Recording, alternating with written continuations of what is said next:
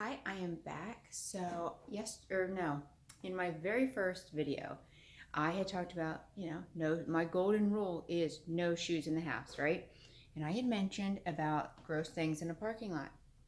And I had mentioned about sometimes you see a dirty diaper, and you probably thought, like, that's so weird. Why would she randomly say that?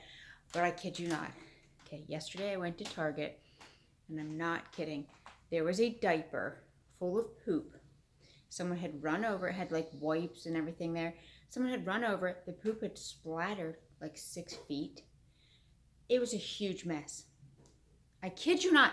People are disgusting. People are animals. Not cute little fuzzy animals like dogs and cats. No, disgusting animals. Pigs. Okay, people are so gross and disrespectful because now a worker has to come out and clean that up.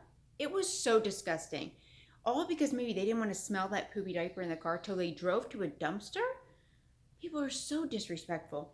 Anyway, so when I'm walking, I'm always looking at the ground because as a germ freak, I never want to step in anything gross anywhere, okay, in public. So I'm always looking at the ground. So I noticed it and did not walk in it. But say someone's walking, they're on their cell phone, they're not paying attention, and they walk through it. They get in their car, they drive home, they get out, and they walk into their house, and they don't take their shoes off, and they walk through their house. They've now tracked poop through their house. All because you don't simply take your shoes off at the door, okay? I'm telling you, it's such a simple thing. I know I talked a lot about it in my first video, and when I saw that yesterday, I was like, oh my gosh, I got to mention this again because it's so important. It's such a simple task. It's going to make your life easier if you start this rule, start this habit in your house. And you know what? You're the mom, you're the parent, you're the boss of the house. You can have rules. You can make up whatever rule you want in that house because you run it. So I have a challenge. So over the next week, make it a challenge that you make it a rule in your house that there are no shoes allowed in your house for a week. So if you think, well, I'm not home during the day, they're going to come home and just walk through the house, I won't be able to tell them. Take a piece of paper and write in big letters, take shoes off. Lay it on the rug where they come in the door. So that's the first thing they're going to see. The night before, tell everybody, listen, we got a new thing going on, a new rule. Everyone's going to take your shoes off. Every time you come in that house, if you come in to get a snack, you take your shoes off at the door, go get a snack, go back out. Okay? Every time you enter that house, you tell them, your shoes have to come off before you go through the house. Do this for 1 week. I guarantee you, at the end of that week, that will be your new official rule that no one wears shoes in your house ever because your house will be so much cleaner. It'll be noticeably different. So I give you that challenge, and I would love to know if people do this or if they noticed a difference, which I know you will. It's a simple challenge, okay? Like I said, you're the parent. You can make up the rules, okay? And guess what? It's such a simple thing. It's not a big deal. And talking about rules, okay? This was something else I thought of. Your kids need, like your little kids, okay? My 16-year-old, my 19-year-old, 21, they don't have a bedtime, right? I don't enforce a bedtime. But my little guy, who is 8, has a bedtime. Anywhere from 7:45 to 8:15. Sometimes it's 8:30 because right now I have soccer. On the norm, if we don't have soccer, my goal is for him to be in bed at 7:45. And then if we read for homework, which I hate, I hate homework. But if we have to read, and then he has 5 minutes of TV time, and then I come back in his room after 5 minutes, I shut the TV off, and I say goodnight, shut the door, and he goes to sleep. He sleeps through the night, wakes up on his own, well rested, and in a good mood, okay? So I know people, I saw last year someone put up a post about their 5-year-old, and she said, I hate waking her up in the morning. She's so miserable. She's so mean. And I had also seen prior pictures to this little girl who was maybe 5, up at like really late at night, and she had just fallen asleep like as she's playing on the table. Just fell over asleep. And the mom's laughing, haha, she just crashes wherever. Because she had my floor cleaner. Because she had no bedtime routine. No bedtime. So this little girl just goes and crashes doesn't get a whole night of sleep, and then in the morning when she has to be woken up, she's grumpy. Everybody's grumpy when you don't get enough sleep. I am mean when I don't get enough sleep, okay? And everybody knows that. So, and everybody needs sleep. It's a known fact, okay? So I commented, does she, do you put her to bed early? And then I told her what I do with my little boy. And of course she didn't comment because I probably offended her. But you know what? It's a simple thing. I know another little girl, she's 1, okay? That's like a baby. It is a baby. She has no specific nap time through the day. She just kind of crashes on the floor whenever. And then at night, she'll be up till really late at night until she just crashes and they falls asleep. Kids need rules. They need guidance. They need pattern. It makes them feel secure if they have a pattern, okay, a routine. We have the same nightly routine. Even if we have soccer practice, when we get home, we still have the same nightly bedtime routine, okay? They need routine. They need pattern. And I can guarantee you, this is another challenge, okay? If you have little ones, okay, my little guy's, last year when he was 7, I put him to bed anywhere from 7:15 to 7:15.